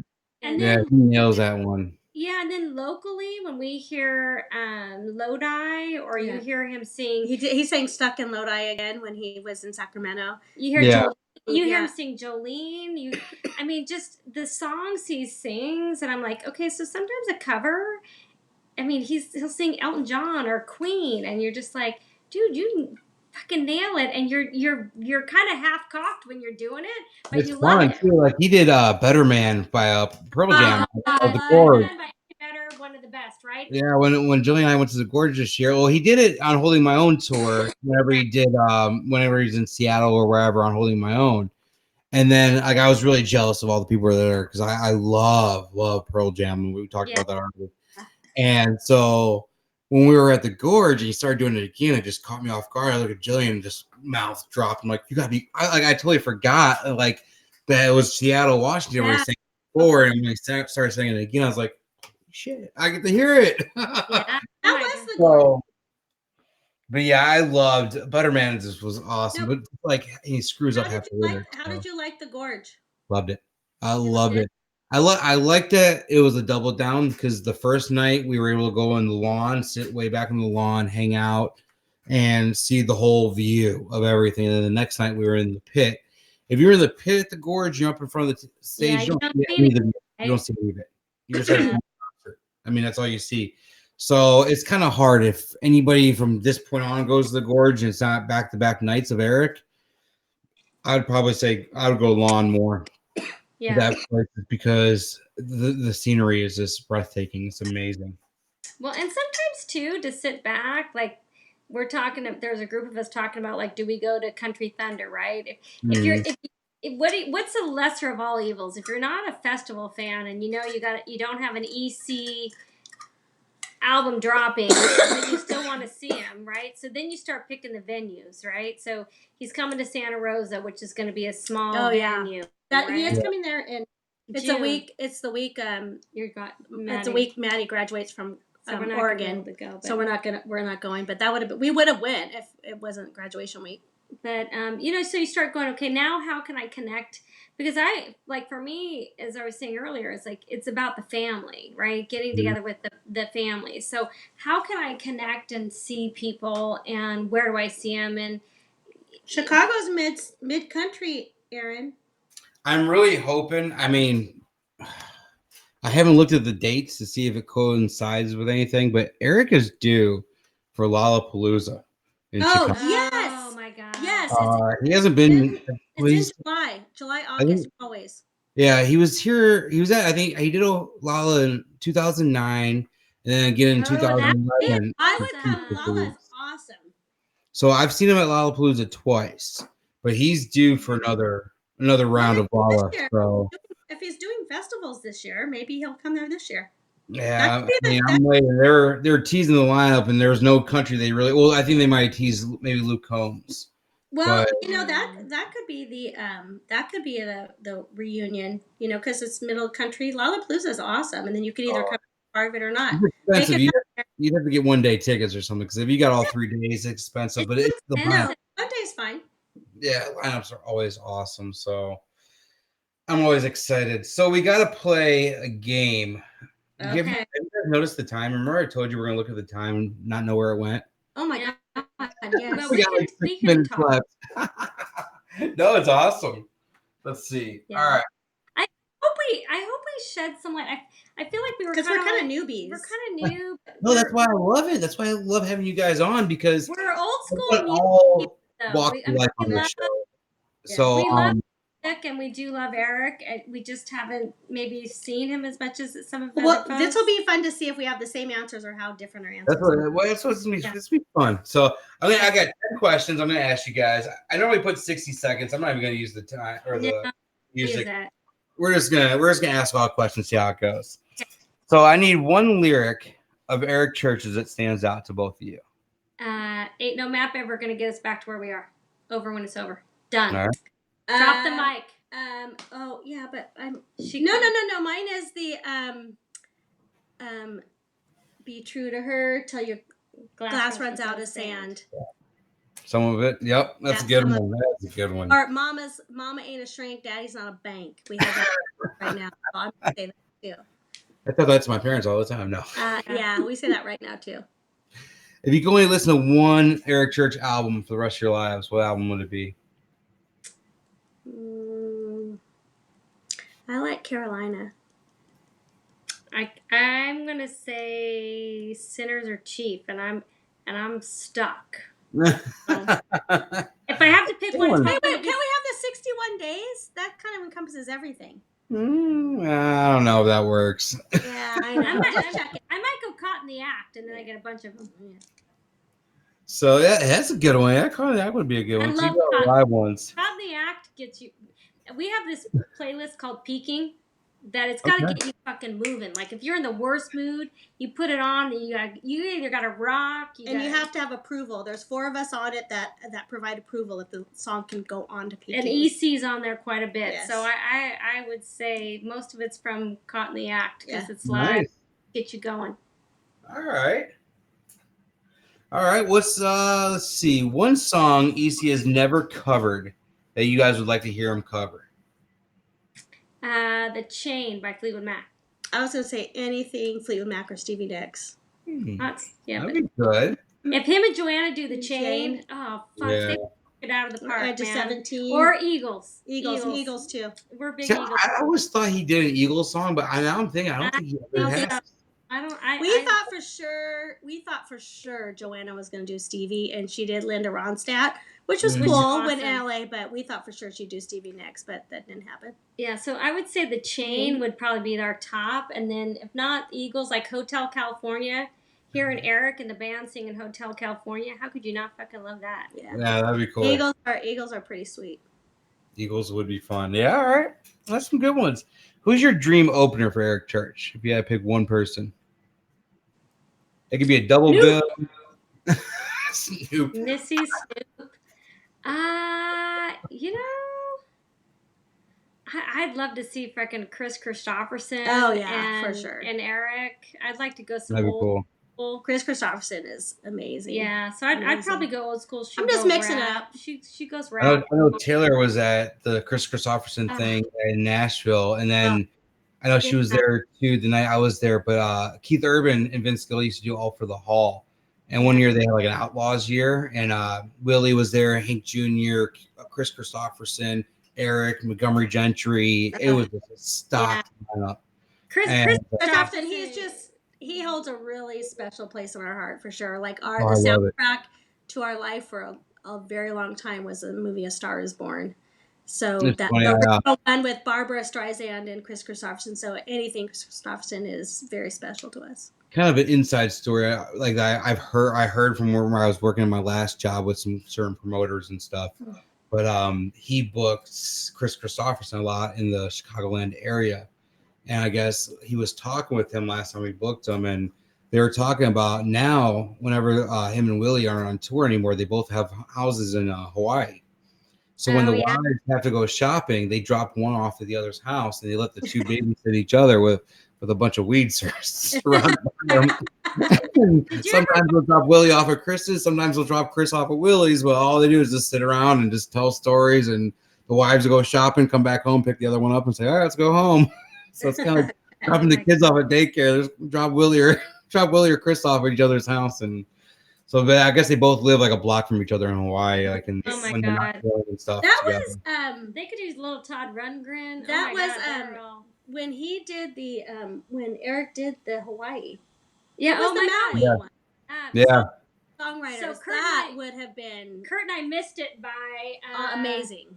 We missed it by about 3 days, and it was windy as shit. I think stormy, but it looked unbelievable. Yeah. Okay, so back to your question. I actually got a booklet back here from that show, so it would have been awesome to get out there to Hawaii to see it. But all right. Your least favorite Eric Church song, which you guys already answered. Yeah. It's a good song, but it definitely is my bathroom song. But I do like it just because I kind of know what it's about. I mean, Tucker's not running around with gold on his teeth or tattoos on his neck or anything. That's more of the metaphor. But Tucker would take more of a different route than it. I mean, he didn't grow up in the sports mentality. I mean, he still played baseball and whatnot. I know one of his stories, he blew his arm out he called his coach up and he had a full ride to college and called his coach up and said, I'm not coming anymore. Blew my arm out. I'm going to do music instead. And I think his parents were kind of mad with him with that. But I mean, Tucker's been around his dad. The lyrics are moving. They're good. And if you sit in a room and just shut your eyes and listen to the lyrics, it's hard not to love it. But this could be what we need to push us over the edge, Aaron. It's not what resonates with us for some reason. I agree. I love it, but it's definitely a good bathroom song. Good. It was an interesting song when I first heard it, but then once I got to know, like I said, I know the lyrics, I got to know the person behind it. It's funny because Tucker hates it too. So the very first time I ever saw Tucker, I was kind of. That's why I don't drink no more. I do stupid shit. My buddy Tyler and I were chanting "Homeboy" in the front row at our first Tucker show, just to mess with him to see if he actually would sing it. But he probably was cussing us out the whole time. I bought him a couple Patron shots after that. So that's very good. You're a good friend. All right. So the next 5 questions are not Eric related. So all of them have to be answered non Eric related. Okay. Where's your travel destination of choice? Florence, Italy. Florence, Italy. Both of you guys have the same one. We got it. Fred and I got engaged there, so it holds very special memories for me there. Yeah, we our family's Italian. Yeah. There I am. One of those pictures are from there. Yeah. So that's me in front of. I did right after our dad died. We were devastated, and I said, I'm going to stop fucking talking about things and do it. Nice. And I want to go to cooking school in Italy, and I went with 4 people I didn't know, and that was me stepping outside my comfort zone and in front of the Coliseum. And that was why I wasn't actually going to Texas, was because I had to go to Oregon. But Fred and I, for the first time in 26 years, were going on a trip, just the 2 of us, and we went back to Florence where we got engaged. Oh, that is awesome. We got engaged in Italy, and we had our 25th wedding anniversary dinner. Yeah, when I was looking through your pictures earlier today, I came across a couple of them from over there. I was like, okay, this question's going on there because I was wanting to see. I hope you guys would say that because I've always wanted to go over there. Hopefully, Julie and I get over there one of these days. It's amazing. We're big travelers. We weren't blessed enough to have kids, and so we've been lucky. Very lucky to travel, but that picture down below is one of my favorites. That's us going to San Francisco, driving to go to the Chase Center to go see Eric, and we had been like starving for Eric, and it was Double Down. September, we had been waiting since it was right after our birthday. We were like, bring it. First show at Chase Center, and we were just fired fucking up. That is awesome. Yeah. All right, next one. Your favorite karaoke song, non-church. Oh my God, Dreams, Stevie Nicks. We did it at... we did Dreams. The other one I would say maybe is Mustang Sally. That's a good one too.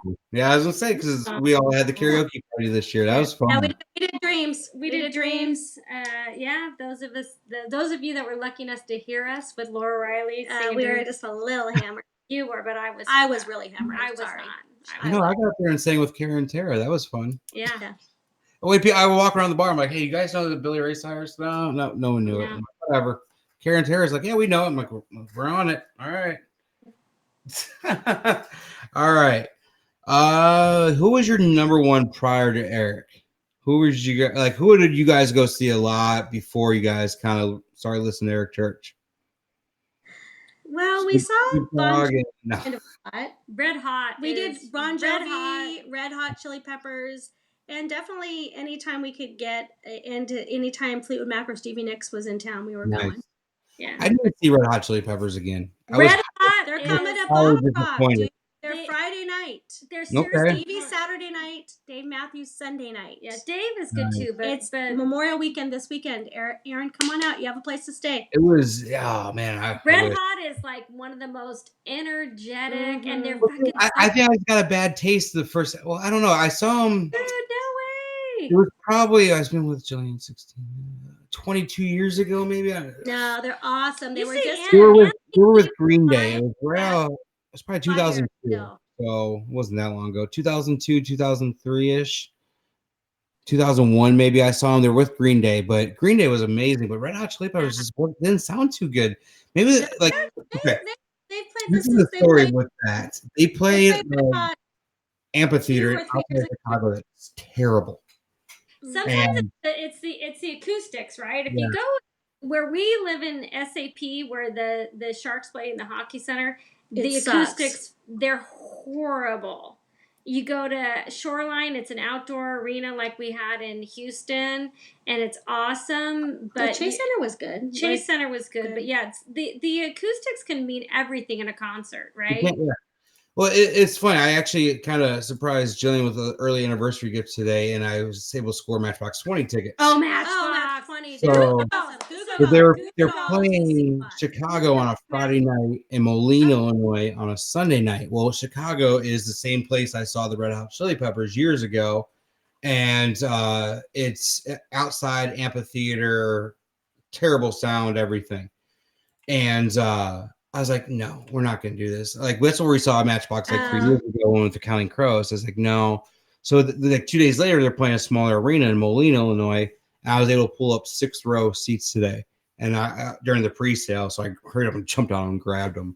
So we got 6th row. Come out for the Bottle Rock. That's all your people. I'll look into it. We'll see. I don't know. My traveling this year is a little tight, so we'll see what happens. Well, I will say that I'm with you. Like Matchbox 20 and Goo Goo Dolls are great concerts live.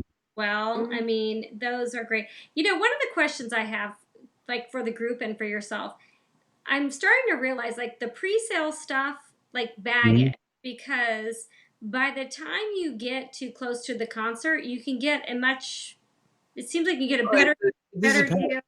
If you get on the pre-sale and you can pull up like a pit ticket and that's what you want, grab it, jump on it. I mean, but if you can't if you're pulling up like stuff in the back, whatever, I've always waited. I mean, especially Double Down, I didn't know how many shows I was going to be able to make or anything else. So a lot of my tickets I bought the day of the show because I just waited.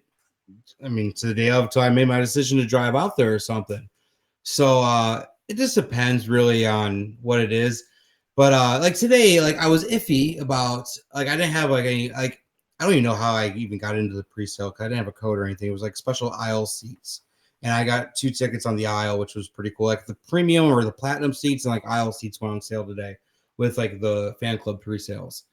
And normally I don't like buying pre-sales because if you're not in right away and getting like the first couple rows, you're not gonna get anything good.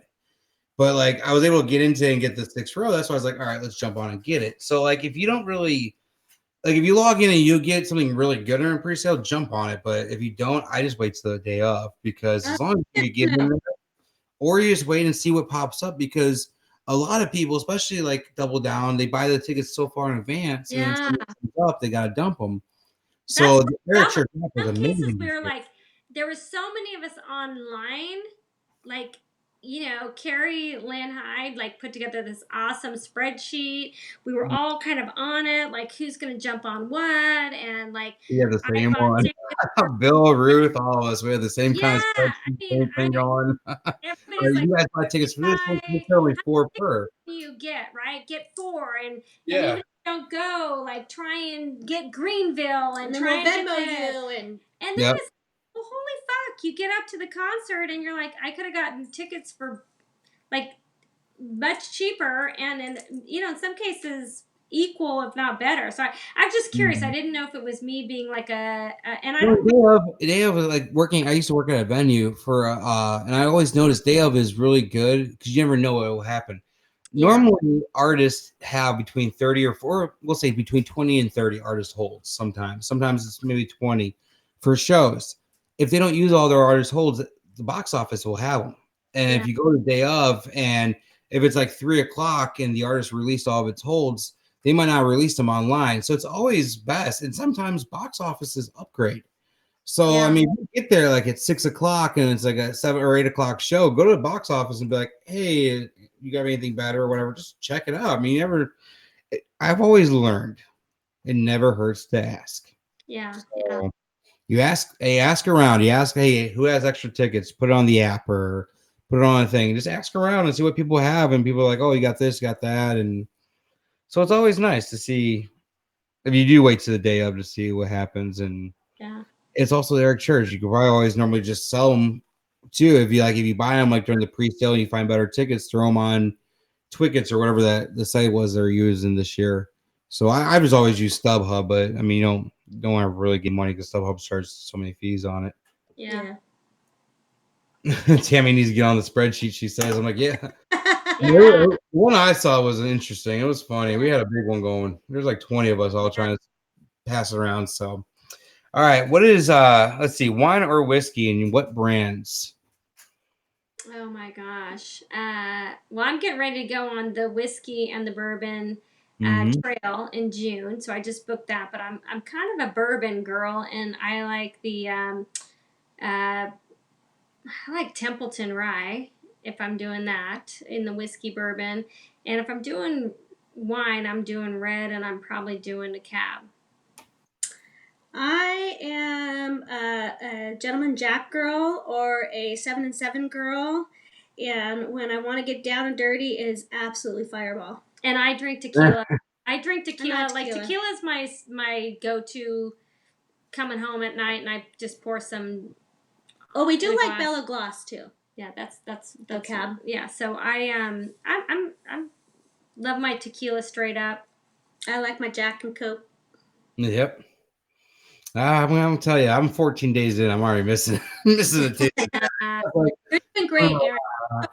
I did my first goal. I said, I'm like, I want to go 100 days and see if I can at least go 100 days. Like, it's not anything permanent I'm doing. I was like, let's do it. You're a tenth of the way in. Almost a little bit more than that. There you go. What's that? You're a tenth of the way, if not more in. Hey, we'll see. We'll see what happens. The real test would be is mainly concerts. So like I like to have a drink or two when I go to concerts. Yeah, the concerts are tough when you're sober. Yeah. So it just depends. Like I went to the Chiefs show, but we had to leave early. In January 4th. So we had to leave a little earlier during the day. So I didn't get to see that band play. But then February 6th, we're going to a concert not too far from the house here. We're going to see Aaron Lewis. So that's gonna be a test. So we'll see what happens. But that's gonna be a rough day for me because February 6th has always been really tough for me because my grandfather died on February 6th. We were really close. Well, this year's the 20th anniversary. So when I saw Aaron Lewis was playing, he's actually playing where I used to work at the venue I used to work at, 10 minutes from the house. So we're gonna go see him there. But I'm like, it's gonna be. Think about what your grandpa would want you to do and just go with that. Yeah, right. He'd want you to sit down and have like one drink. Yeah, that's exactly what he would do. It'd be like, have you in Old Milwaukee? Yeah. That was a pretty good choice. All right. My last question, then we got to get running. And then we get to do a pre-show. I know you want to talk about bus number 2. We're going to save that for the post show. Okay. We'll save the dirty stuff for the Patreon shows. That'll be my bathroom break. Yeah, right. So the last question: what is your most embarrassing concert moment? You go first. Do you have one? Mine is that you could talk about on Facebook. Yeah. No, it's really mine. It became hers. Yeah. So when we were in high school, she was the wild and crazy one, and I was a little bit more goody-goody. And we never cut school, but we told our parents we were going to cut school because we would just tell them. So we went to go see Sammy Hagar, the Red Rocker, and Night Ranger at the Cow Palace, which was a big venue here. So we thought it would be a super great idea to drink Yukon Jack straight most of the day. So we did that. We did enjoy some McDonald's French fries along the way somewhere. So I decided when we got up and we were tailgating that I did not want to wait for a bathroom line, so I was going to go just on my own on kind of the side of the hill. The Cow Palace is up on this hill in San Francisco, and there's a huge ravine. So as I'm standing on the side of the hill, I tend to roll down a little bit, climb myself back on up, and go straight to the medic tent, stay in there for a few hours, wake up right in time for Night Ranger, make it to my seat, enjoy my concert, everything is great. The next day at school, everybody's like, holy shit, did you hear about Shelley Whiting? She was so fucked up on Yukon Jack. She rolled down the hill. And I was like, yeah, she was pretty bad because I was a good one. So everybody already had it pegged as Shelley, so she had to take the wrath of it the whole time. I was like, sucks to be you, girl. So that was probably our one and only time that we did do a twins kind of thing. But I played that. Yeah, there was no coming back from that. And then I just came out and I made the whole concert, and Shelly got the brunt of it. So was there ever a time that one of you saved? Is that an awful story or what? It's a great story. Is there ever, this is a bonus question, ever a time one of you two saved one or the other from trouble? So in one of Tucker's songs, we were talking about Tucker earlier in his song Brother, he talks about how his parents found cigarettes under his bed and he had a date that night. So Tucker said they were his cigarettes and not CJ's cigarettes. So was there ever a time one of you two got each other out of trouble with your parents? Yeah, that kind of. Yeah, one time. I don't know what I was saying, I was gonna go out, and we actually grew up in kind of a cool household. Our dad was so freaking chillest man you ever want. He'd be at all the concerts with us. Yes, and but we were like, we're gonna stay in tonight. We were in like junior high, and I was like, I'm gonna go out, and this guy was just a douchebag and put Yukon Jack. I don't know if you guys know what you. Yeah, saying that's what I drink. But no, but he put it in my drink, and I was having Coke, regular, just straight up Coke. Yeah. And he put Yukon Jack in my drink, and then I was fucked up, and I was barfing everywhere, and so these guys threw me in the back of a truck and left me on my parents' lawn, and knocked on the door, and she answered the door, and was like, oh my God, what's going on? And so that was like one of those times she covered for me because we had said, we weren't going out. And that was mean. But yeah, and there was another time that we were on a plane and I was doing things I probably shouldn't have been. On a plane? On a plane, high school graduation. I was doing things that I just shouldn't have been doing. And were you hiding in the bathroom doing it? No, sitting in her seat. This is back when you could smoke on a plane. And the stewardess put shit out and stopped doing shit. And she's like, hold on. And then that was back in the day of the little bullets. Yeah. I don't know if you. Yeah. Yeah. I was good in high school. I didn't get bad till after high school. She was crazy. I was bad in high school. So I was like, let me do this little bullet of Coke and then do this last thing. And then, not a good thing. It's getting juicy in here.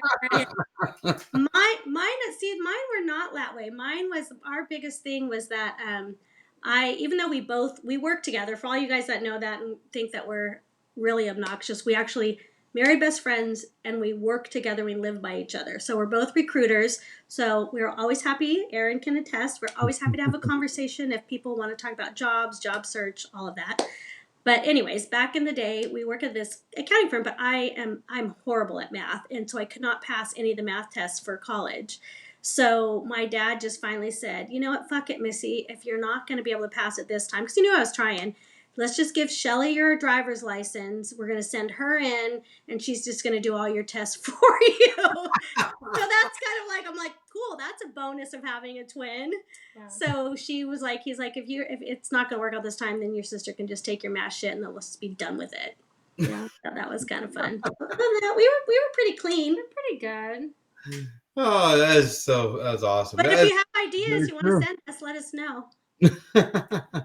Well, guys, this has been fun. We are way over time, but go ahead, take yourselves a little bit of a break. We're gonna wrap things up, and then we'll come back together and we'll do a Patreon show. I'll send you either another link or click the other link, but I'll give you a time once I log off here. Yeah. So, perfect. Thanks so much for joining me tonight. It's been amazing. Yeah, I just want to say for all of you people out there that think like it doesn't make a difference, everybody makes a difference, and this family came together for us at a time that we needed it most. And maybe for other people, it was a time that they needed it most, whether it be the Secret Santa, whether it be a music and a melody, regardless what it is, all of us, I think, make a difference. And everybody adds to the choir. Everybody brings their own personality to the choir. I love it. So awesome. I hope that this was informative. I kind of feel like, what did we say that was informative? But people got to know you. That's what this podcast is all about. It's about people get to learn about your background, where you come from, your stories. And Yeah. we all come from different places. And one thing brought us all together. So now it's kind of telling everybody where you came from. Like, well, how did I learn about Eric Church and just who I am? And that's why it's kind of cool to introduce everybody to the different choir members. I want all walks of life in the choir. I want new. I want old. I'd love to have somebody that doesn't like Eric on the show one of these days. Just to talk to them about. Let's talk about that extreme. Yeah, exactly. If anybody Bring wants on the Snoop. If everybody wants to come to Cali, you'll see. I'll pick you up at the airport, take you where you guys need to go. This is family, so I hope that I hope you guys make the journey out here if you haven't already. But if not, I hope to see you guys in your home state. So yeah, come visit. All right, we'll talk to you soon. Okay. I'll talk to you guys soon. Okay. All right, guys, that was an amazing show tonight. I have been looking forward to that one. We had to reschedule. They were supposed to be in December, and we had to reschedule with them, and it was this amazing show. So, yeah, thanks, Robert, man. Hey, your bottle went out today, buddy, so you should have it in the next couple of days. But once again, thank you guys for joining me. Thanks to my sponsors, Arlo Revolution. We're presented by Arlo Revolution. Our sponsors, Stolth Creative, Art on a Higher Wire by Joelle. You guys are amazing. I still do have room for 2 more on-screen sponsors. If anybody wants to go check out the Patreon, I'll share that later in this chat. We're going to be later on. We'll have it up on iTunes in the show notes. Everything will be posted there. All good fun things. If you aren't friends with the 2 amazing guests we had on Facebook tonight, friend them. They're amazing. They're funny. If you've never seen their Secret Santa video from like 2 years ago and you're in the Secret Santa group, go back and watch it because it's hilarious. That's kind of where I really got introduced to them, was through that video, and I still laugh to this day about it. So next week's gonna be another good show. Can't wait. We're gonna have all new lineup coming up soon. I'm gonna be announcing more. I probably will be taking a break in February. I think February 11th might be the date. It's another Tuesday. But I'm having surgery on February 7th. So after that, I'm going to take probably a week off and then be right back. So, yeah, we're going to be wrapping up season 1 here soon. Episode 25 will wrap up season 1, and then we'll be starting season 2. And like I said, I got some really cool stuff I'm going to be dropping soon with artist lineups. And if you haven't checked out the Patreon, go check it out because every little bit helps. And it helps me bring in better guests, bigger and better guests. So can't wait to see what we have coming up soon. See you guys soon. We'll talk soon. Go check out Patreon because I think we're going to go have a really good after show right now. And we'll post it later.